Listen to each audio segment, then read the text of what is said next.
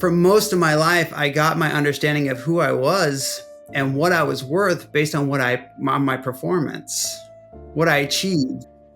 If you want an identity and a source of worth that doesn't go up and down based on your performance, if you want an understanding of yourself that is the most secure identity and the most secure source of significance you could ever have, and from that, you'll be able to go out and try to pursue excellence and with such focus. If you want that, then come talk to me because I know where you can get it. Today's guest is someone who has stood at the intersection of fame, suffering, and transformation. Will Tant is a former pro surfer, fashion model, and now a moral theologian with degrees from Columbia and Oxford. But what makes his story powerful, and I've gotten to know him through the years, his wife is really close friends with my wife. But what makes his story so fascinating and powerful isn't just his achievements, it's what has led him to discover who he truly is. Today, we're talking about identity on the Brave Wisdom podcast, how identity is formed, how it's shaken, and how it can be healed. So please welcome to the Brave Wisdom podcast, Will Tant. What's up, brother? Hey, my friend. I'm so glad you're here.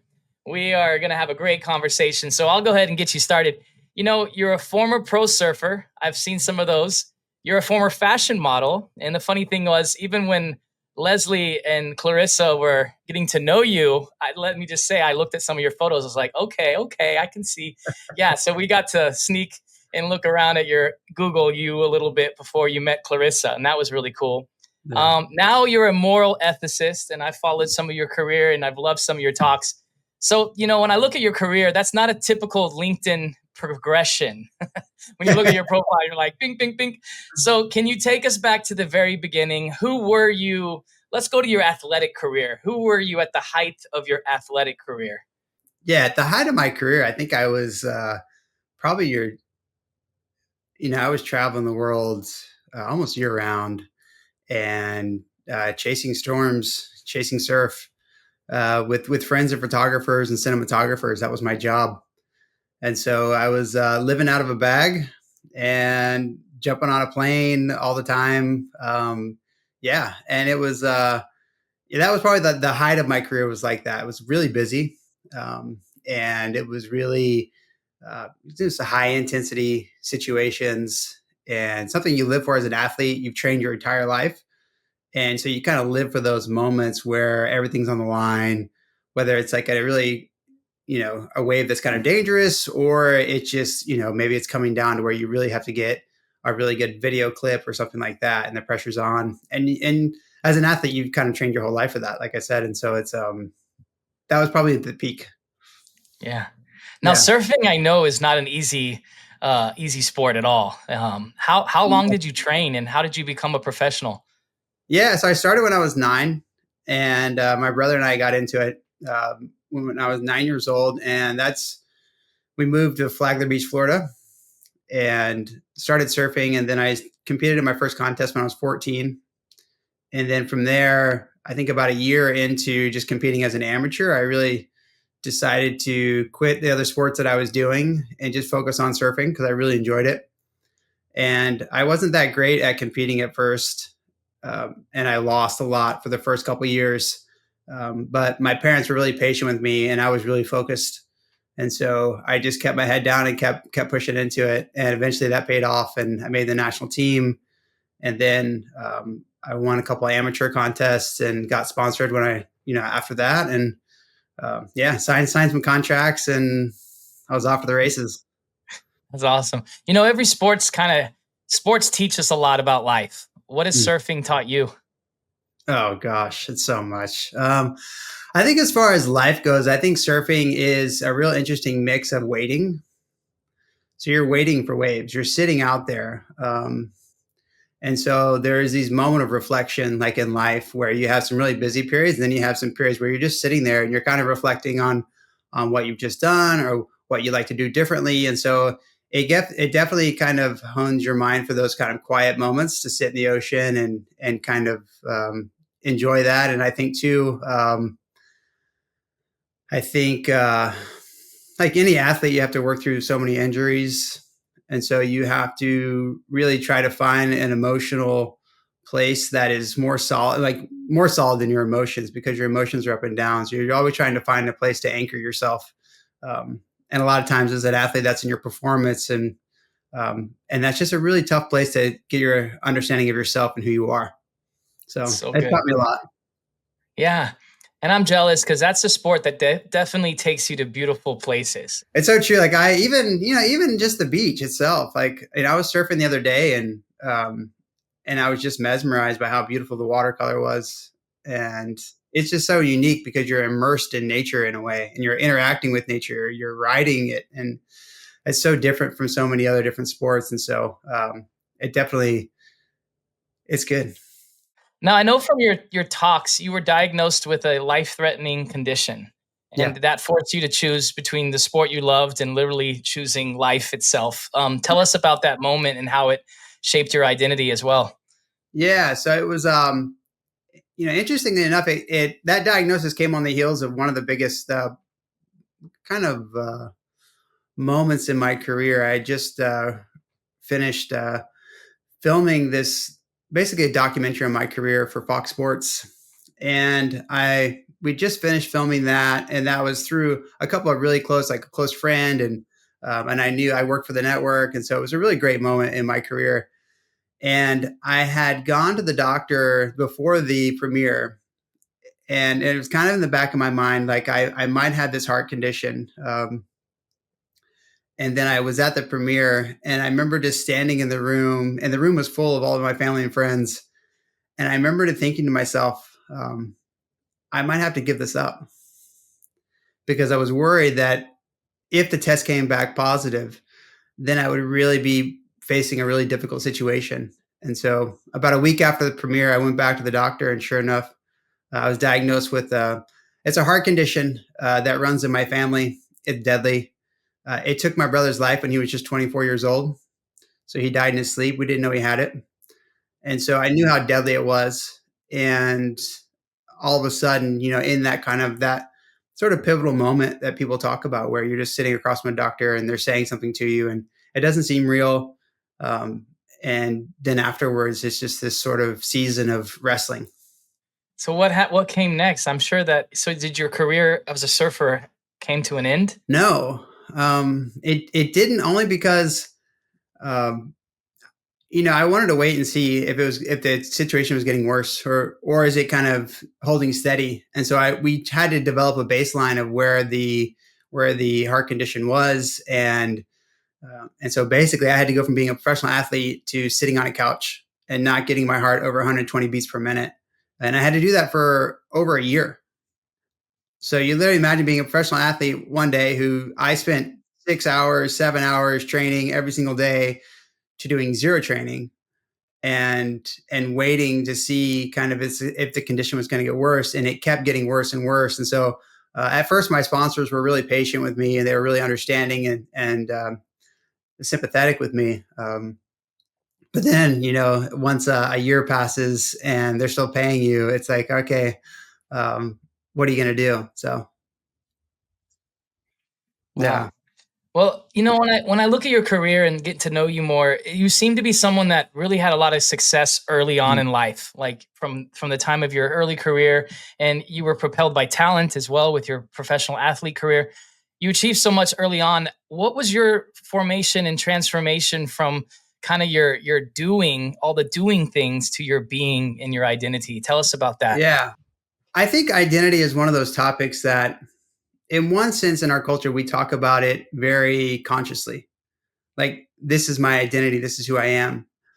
But I think for most of us and most people aren't aware of where they get their identity from.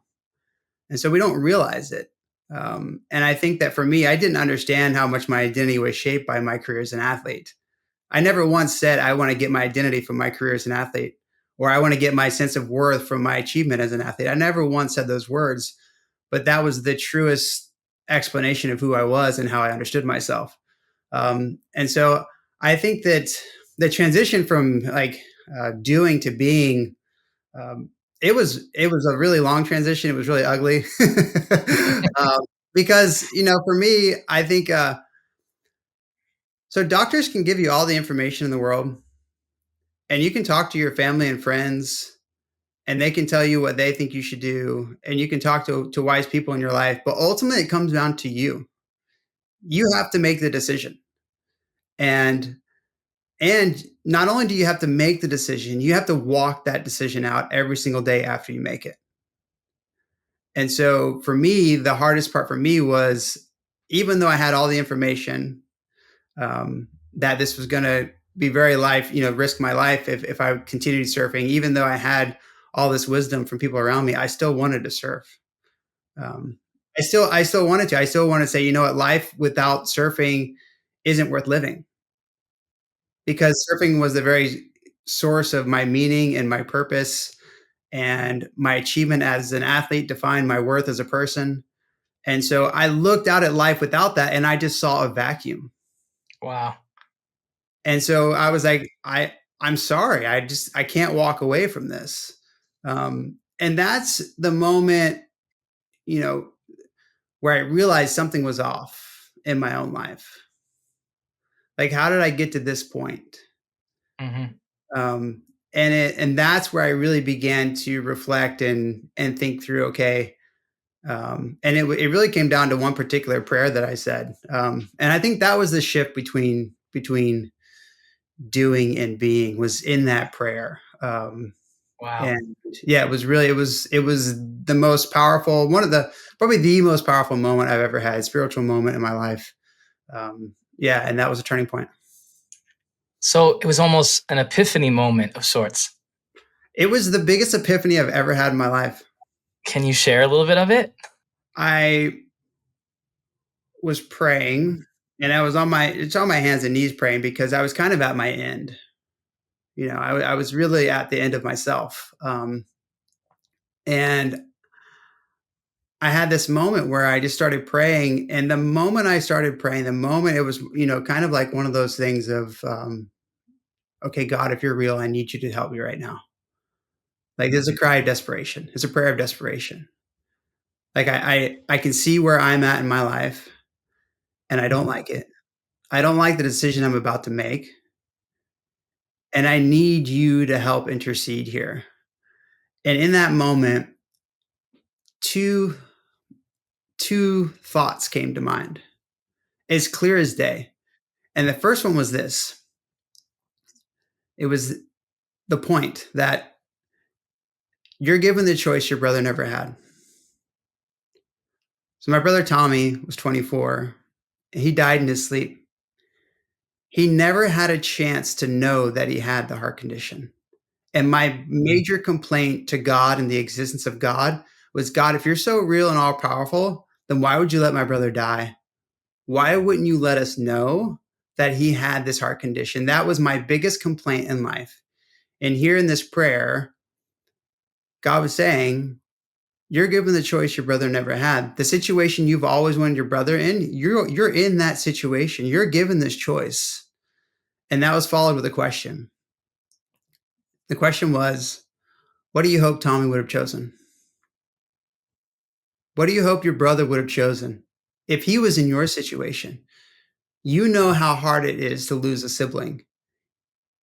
And so what do you hope? And that was it. That my mind was made up in a second. Like, I didn't even, there was no debate, there was no dialogue. It was just like, it became so clear to me that my perspective was so far off that I couldn't see the blessing in knowing that I had the heart condition. And even though the life that I was going to live without surfing was difficult, it was the same choice I would have made my brother make if he had a heart condition. There's no way I would have let my brother say, "Hey, I want to do this sport and risk my life," knowing loss. Like, when you know loss, you know loss. And you know that you would prevent it. You would do anything you could to prevent that from happening for someone you love. And so there's no way I was going to let him make the decision I was going to make. And so that was the turning point. Um, and that was the beginning of the journey. That wasn't the end. That was the beginning of a really long journey of, okay, who is this God? On what basis does he value my life? Wow. And how do I actually live this out? Like, not in this moment, but tomorrow or a week from now when I see all my peers continue to do the sport that I love to do, how do I live it out then? Or I was living in New York City at that time, and how do I live it out in a culture that literally the second question you ask someone is, "What do you do?" Yeah. And so our work operates as a way that we understand who we are and what we're worth. Where do we fit in society as far as status? And so I had to live that out after that point, and that's what got me so interested in this topic of identity and achievement and worth. Um, and I've been studying it and thinking about it and living it out for a really long time. That's so good. And Yeah, I picked on something you said with your epiphany moment. And in a way, that diagnosis was devastating for you, I'm sure. But that epiphany allowed you to reframe it, and you were now thankful that you knew about it. So it was almost you put gratitude towards this moment and this whole thing, and yeah. gratitude changed it. It wasn't gratitude. It was like it was man. It was like holy shit. What was that? Yeah. What was that? Like what So good. just jumped into my life and saved me? Wow. Like what was that? Like I understand. Like I think we like it's not a small thing to have an interaction with that force. Mm, It's not. yeah. And that it responds in moments and sets people free from things. So good. Like that's not something small to be played with. And I think for me, it's always been it was such a transformative moment because it was the information that I needed. It was the question, the points that I needed to be asked that no one asked me. And so whatever this was, whatever this understanding of God was, it knew me better than I knew myself. Yeah. And so whatever it was, it knows me. It knows me in a way better than anyone else on earth knows me because no one made that point and no one made that question. Wow. And so the shift between doing and being happened in that moment precisely because I was able to make the decision out of a place of peace. It wasn't like I was letting go of something and it was so hard. It was like I was set free from something. It's something set free in my life. And I think what it was that for most of my life, I got my understanding of who I was and what I was worth based on on my performance, what I achieved, and not just like what I achieved that day. That's how I understood whether or not my life had worth. Because as an athlete, your sponsors, your contracts are based on your performance. Sure. Your entire life is shaped by this performance mindset and achievement mindset. And so you can easily see how that begins to really shape how you understand yourself. Well, that gives me this question. If you were to mentor a younger version of yourself or a young athlete or someone that's high achieving, what would you say to them? Uh, um, I do. I do. As a couple, as a, I don't say I have a mentor, but I've definitely been pouring into younger athletes lately Good. because I think that, you always kind of say, okay, can you reach the generation that, or the person that you once were? It's hard. It's hard to explain what I would say to someone who's younger.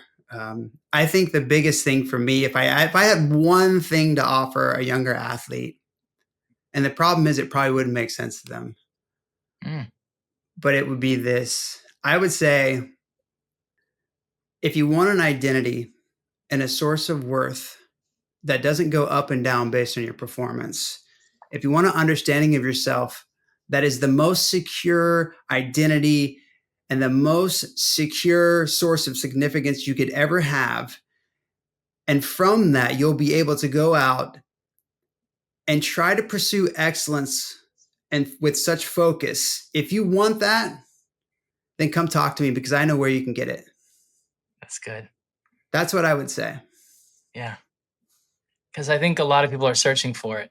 Well, I think that's the part is like this idea in that moment, it was so strange because we become so alienated from this idea that we were meant to have a source of understanding of who we are and significance that isn't something we achieve. That has never been up for grabs. After that moment, as I reflected on it, I realized what was happening there was it was God was saying, your life has always had worth.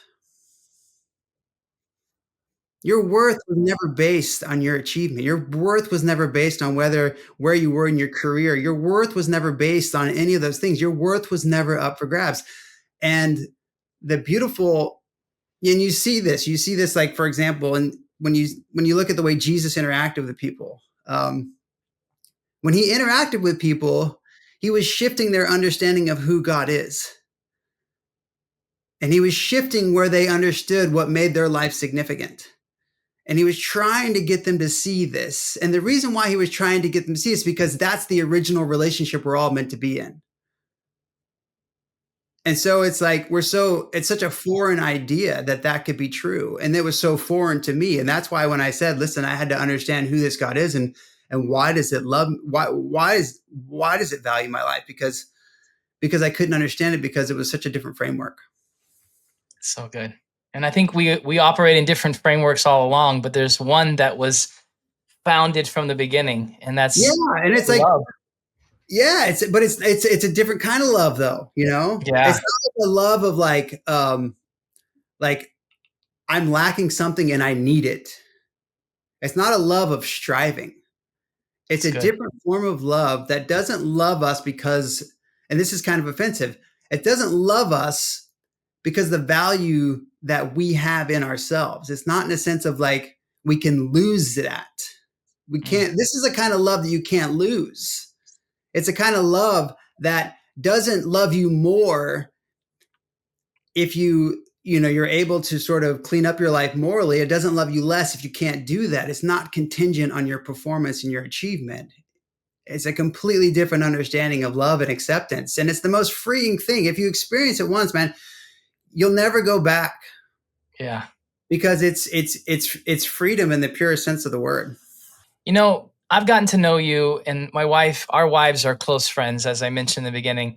And our dinner a few weeks ago, I have to tell you, we sat at dinner and the girls talked and then we talked, and Yeah, you actually challenged me with the idea. And I don't know if you even remember this, but you said, "What's the definition of freedom?"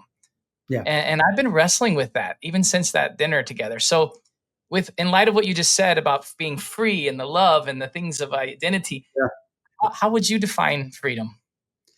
Freedom is two parts.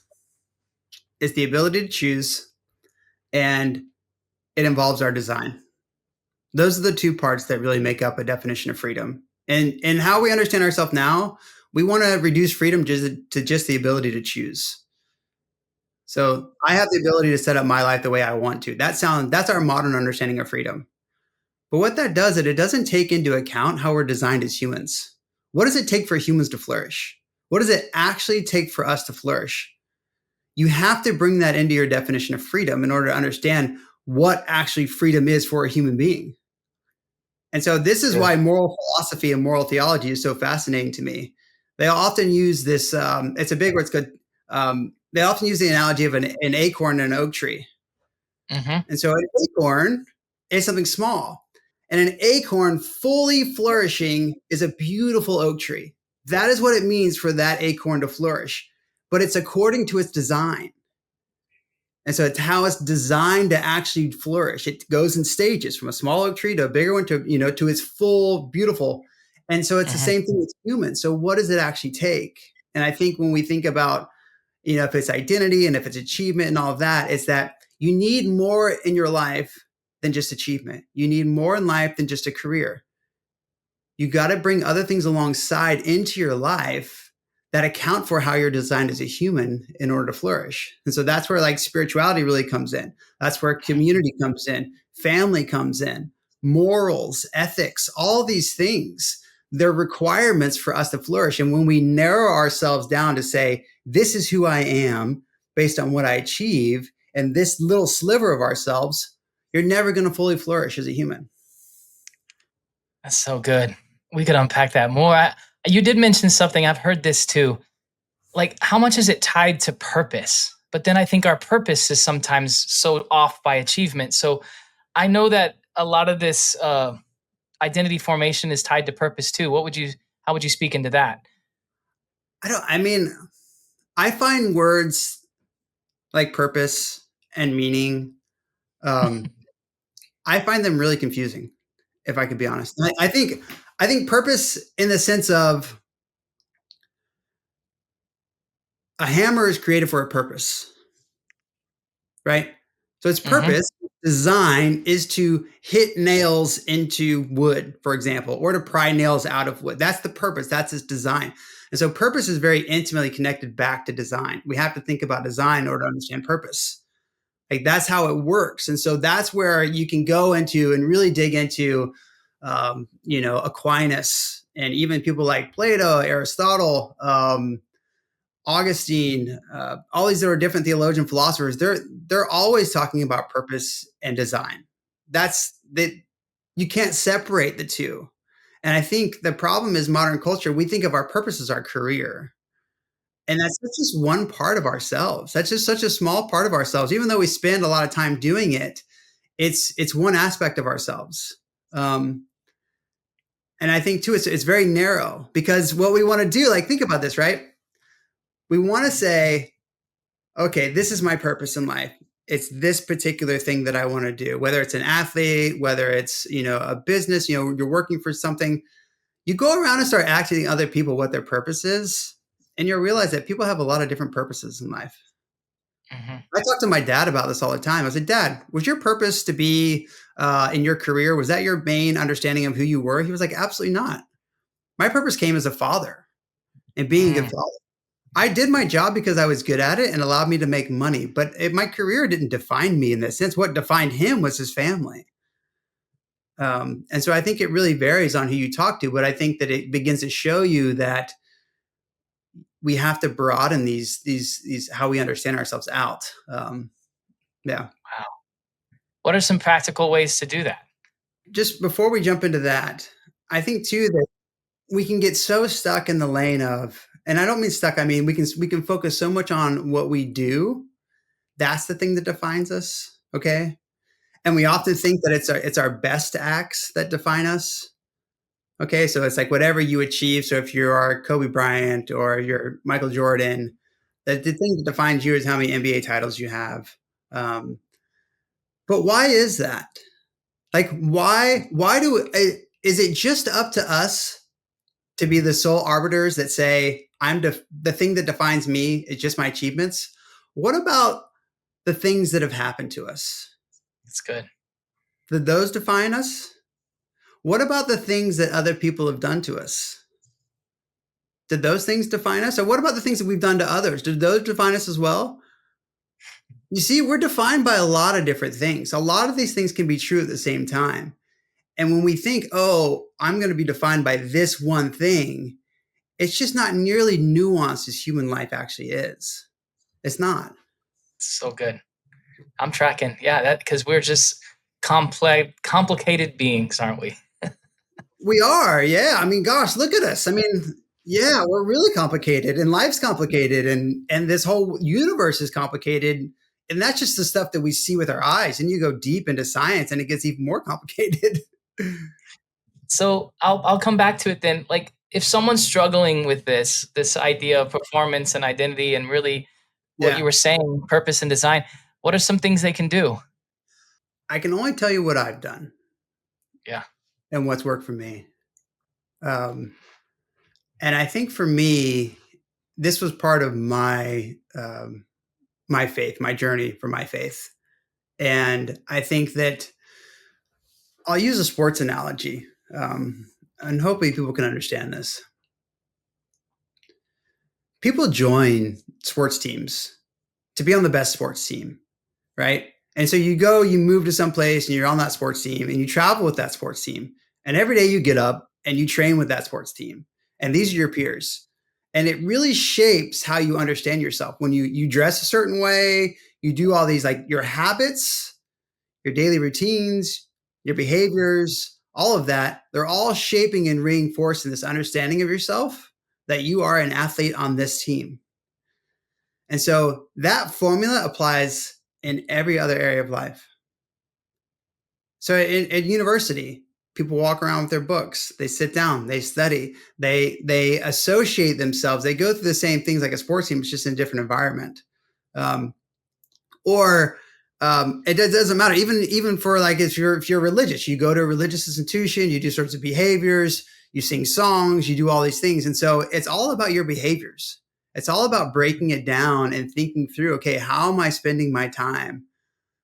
What am I actually bringing into how I understand myself? What is the core thing in my life that's kind of at the center of who I am?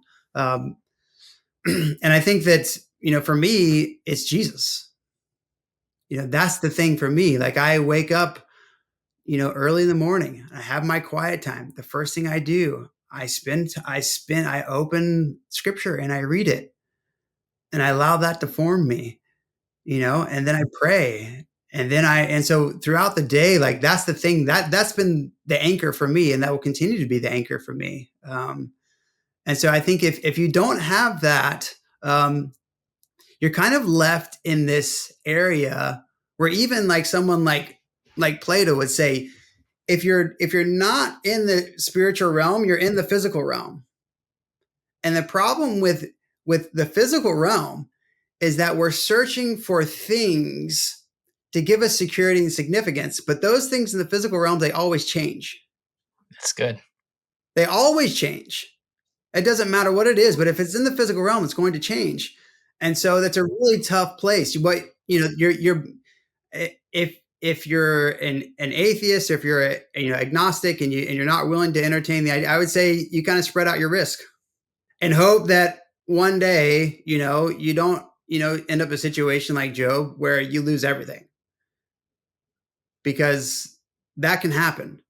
But I still think that situations like that can really anchor you into considering something beyond the physical realm and getting your sense of understanding of who you are and what you're worth from that. You know, in the new year, I began more of a practice of silence and solitude, as well as some meditative practice. Yeah. And for me, I can tell you it's made me more present as well. And I don't Mm. know how to explain it, but I think I have a tendency to overthink or worry. I'm driven by anxiety or the future, always Yeah. thinking ahead. But I think that's anchored me, and in the process, and maybe you can relate and speak into our conversation here. Is like, for me personally, the more present I am, the more I'm getting to know Brett, if that makes sense. Um, including some of my coaching is like, do I like the parts of me that I'm kind of working and shaping and kind of working out? Like, do I really enjoy myself and enjoy Yeah. spending time with myself? So I think as we wrap this identity discussion, can you speak into that? Because I think for me, I've forced myself to be more present and be more aware and more intentional on my own prayer time as well, but even internally and looking at myself. Yeah. Yeah. I'm at a different place. Yeah. Yeah. Yeah. I mean, I think for me, like, I came across this point um, years ago, Yeah. Tell me. and it was an author. And I don't remember the author, but it's not my point. And the person said, why is it so relaxing to go out into nature, Yeah. or why is it so relaxing to sit in front of a piece of an artwork and look at it and just take it in? And the reason why it is so relaxing is because it takes the focus off ourselves. We stop the reflective looking within, analyzing, and we focus on something outside of ourselves. You see, the modern understanding of self, and Charles Taylor writes a lot about this, is that you know yourself by looking within.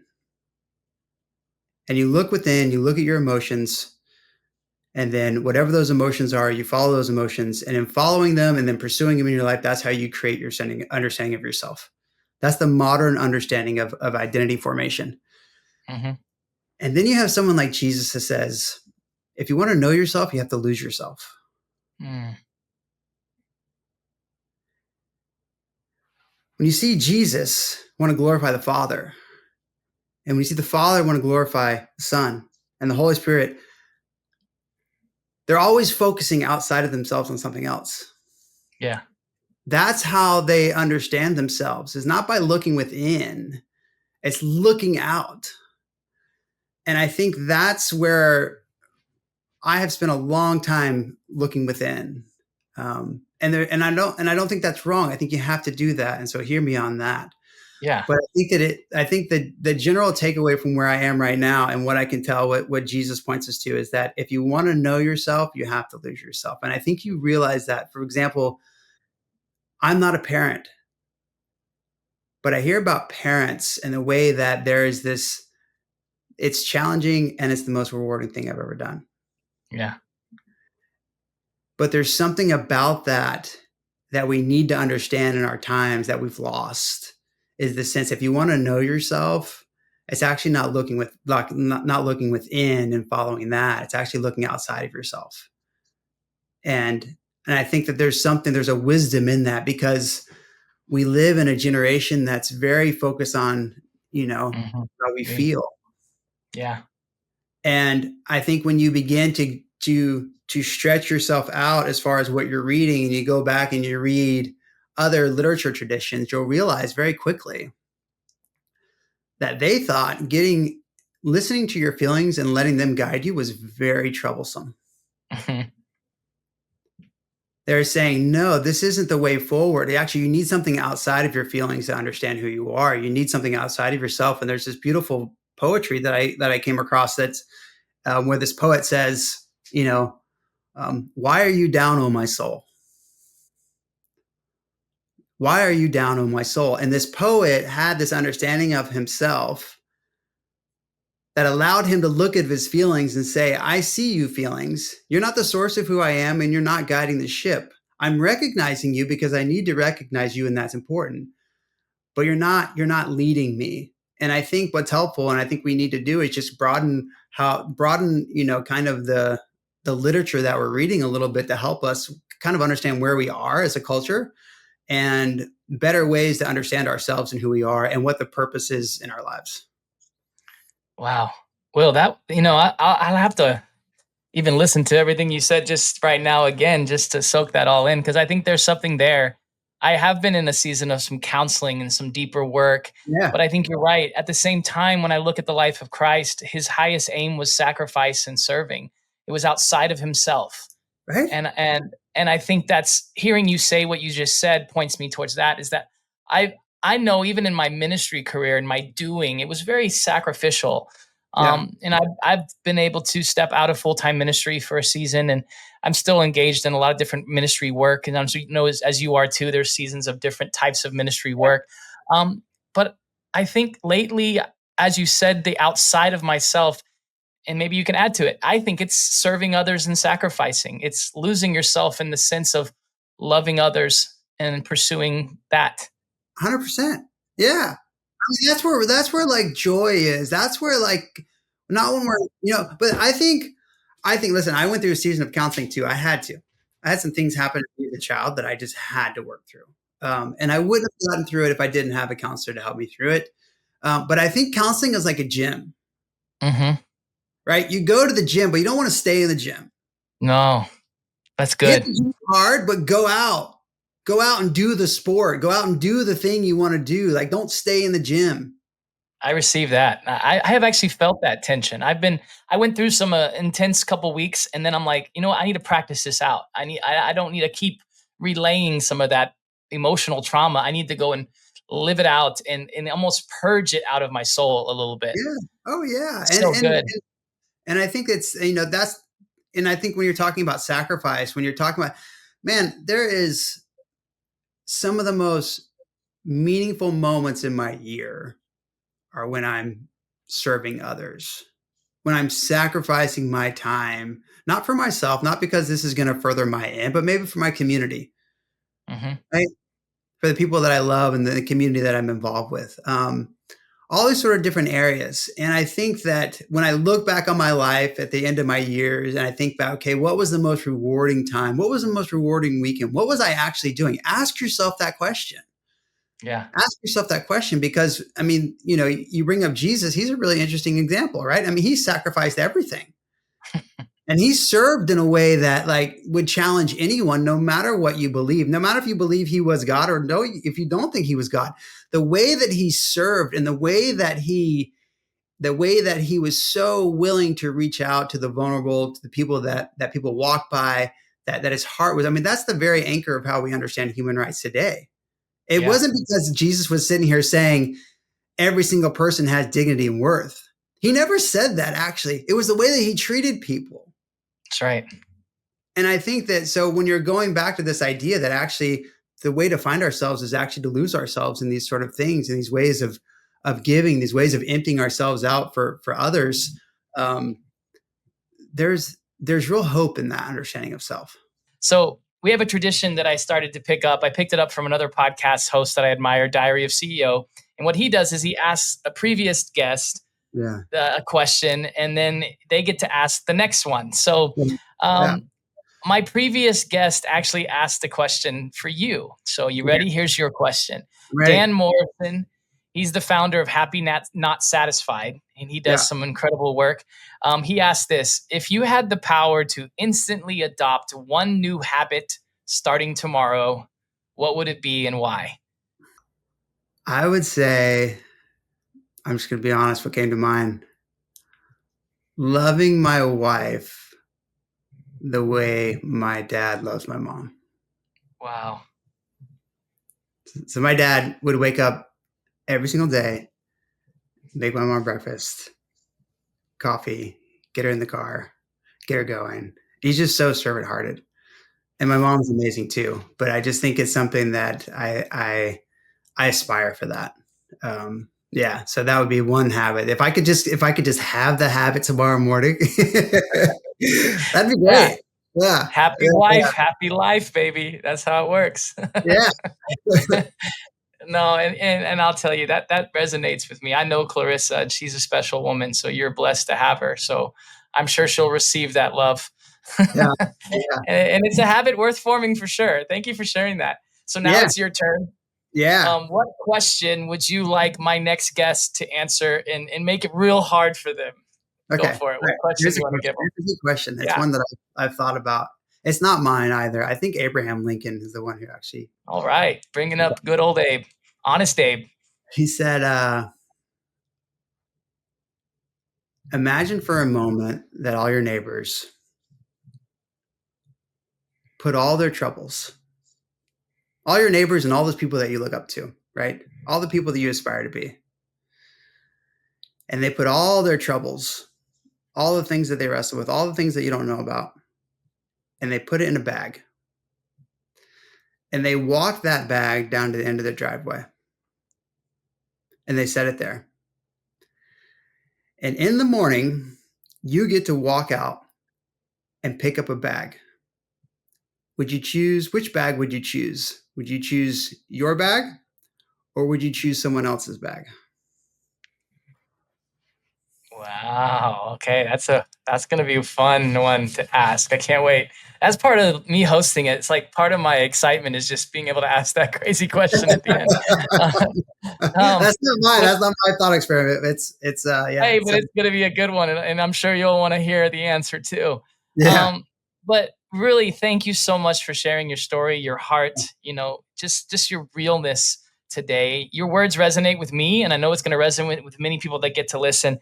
And I love it. I love identity. I think it's a constant pursuit, and I love that the way you find yourself is losing yourself. I think Mhm. that's a pretty profound um, reality that we need to pursue, and I'm going to pursue it in an aim of Jesus Christ too, because I think He's the greatest aim, the greatest perception of identity as well. So, for the listeners, how can they stay connected with you or get to know you more? Where can they find you? I'm online, so I have social media. Yeah, Yeah. so it's just Will Tant. I think my yeah, I think you just look up Will Tant on different social media platforms. I'm not as active, but I'm will be more active. So hopefully, Well, Be patient with me. Yeah. No, you've got some great content. So definitely go check out Will Tant. You'll love some of the things, and just being around and in his content, you'll start asking some deeper questions as well. I know it. So this is the Brave Wisdom podcast. It's I love it because this topic of identity is so close to what I want to pursue more of on this program. And because it requires clarity, it requires courage, it requires a lot of wisdom. And Will, your journey and your life story is a reflection of that as well. So thank you for sharing. So if this episode moved you, challenged you, gave you something to think about, do us a favor, share it with a friend, leave a review, comment, discuss, ask questions. I'm sure I can get Will to answer any questions that you have in the comments as well. And you have the brave wisdom today. I pray that you have the brave wisdom today to pursue your identity formation and the growth that's coming every day in your life. Until next time, this is the Brave Wisdom Podcast, where courage fuels radical focus and wisdom cuts through the lies. See you next time.